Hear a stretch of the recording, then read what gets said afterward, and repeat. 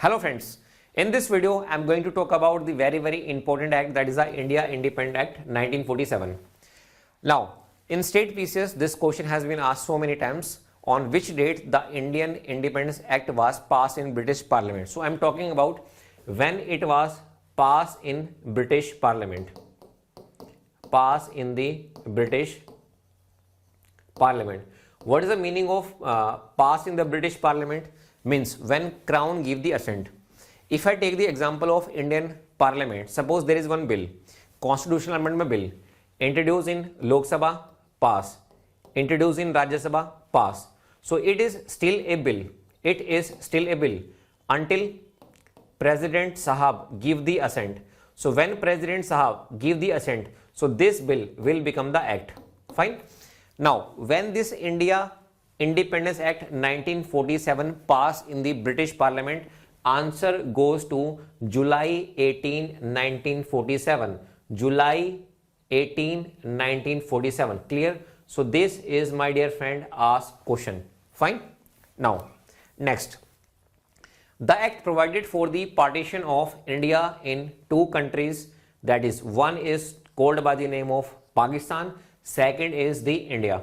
Now you can clearly see in this picture there are two countries. One is the West Pakistan that time, and so Pakistan is two Pakistan. One is the West Pakistan, second is the East Pakistan.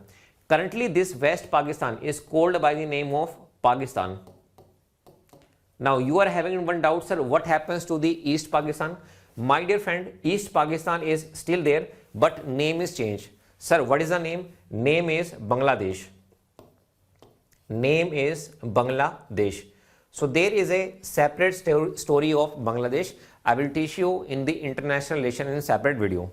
So ultimately there are two countries. One is called by the name of India and second is called by the name of Pakistan. That time two Pakistan are there. One is the East Pakistan, second is the West Pakistan. Next. Now the act came into effect on 15th August 1947. As I told you, when this act was passed in the British Parliament, it was July 18. The date was July 18, 1947, but it came into force on 15th August 1947.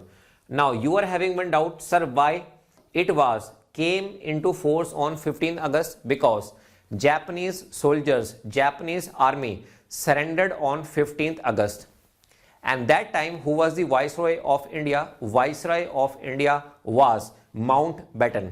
So Mountbatten told that 15 August is a very important day for us. That's why this act is going to be implemented from August 15, 1947. Remember, British Parliament passed on 18th July 1947 and it came into effect on August 15, 1947. Next, the act provided for the creation of two dominion. Now what is the meaning of dominion? Sir, dominion means the country having their own constitution. Country is having their own government. So Pakistan is having their own constitution. Yes, later on they developed their own constitution just like India. They are having their own government. So two dominion. One is known as the India. Second is Pakistan with their own constitution. With their own constitution and government. Fine. So this is the meaning of dominion. Now please remember this keyword. This is a politic keyword. Sometime in the prelims paper and in the mains paper, if you find this word, what is the meaning of dominion?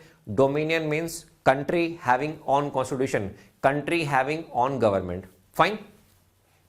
Next point. The act give the Indian princely state,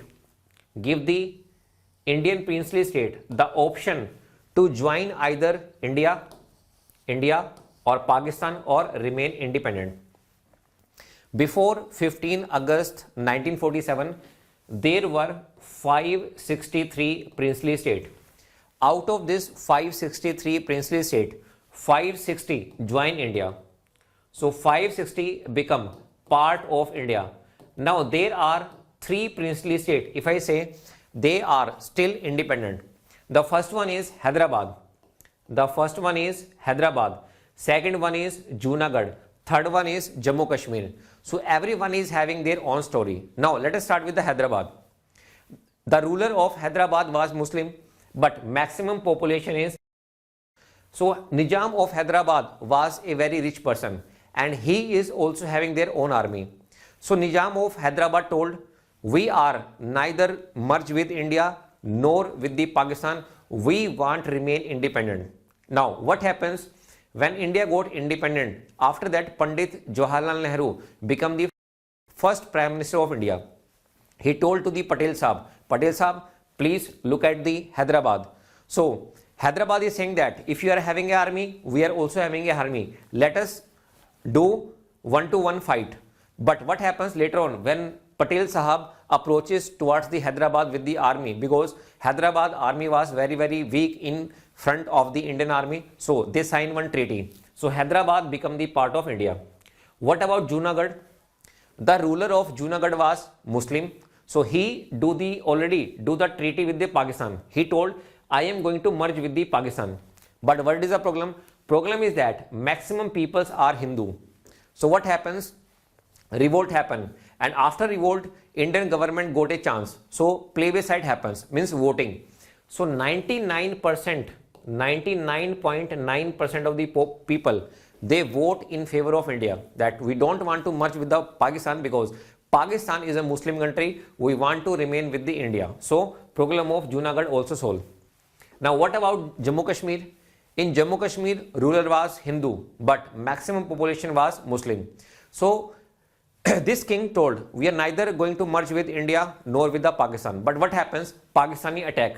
So when Pakistani attack, Raja Hari Singh approaches to the Indian government and then he signed the treaty. But till when he signed the treaty with the Pandit Nehru or Indian government, this part is already occupied by the Pakistan. So that's why this part today is called by the name of POK, Pakistan Occupied Kashmir.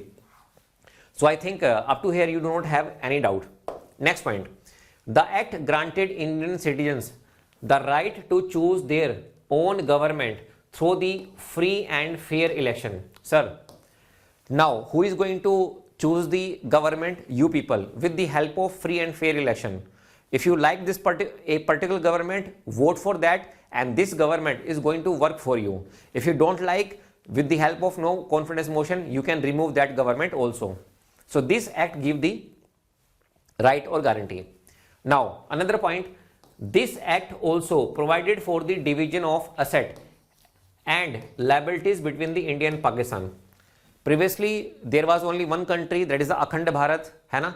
Now we are having two countries, one is the Pakistan, second is India. So what will happen to the asset and liability? It is going to be divided. According to which act? India Independence Act 1947. The act marked the end of British colonial rule in India. Now what happens? With the help of this Indian Act, the British rule is going to over forever. Fine. And India become the democratic republic. Sir, what is the meaning of democratic? What is the meaning of republic? I will discuss these two words in detail when I will teach you the preamble.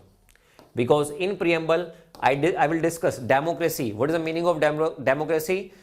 Government of the people, by the people, for the people. Republic means head of the state is elected. So many definitions are there. So I will discuss this thing in detail. Now let us come to the last slide. The India Independence Act 1947 remain a significant milestone in India's history and is celebrated as Independence Day every year on August 15. Sir, on 15 August we are celebrating the Independence Day. I hope you like this video. Thank you so much.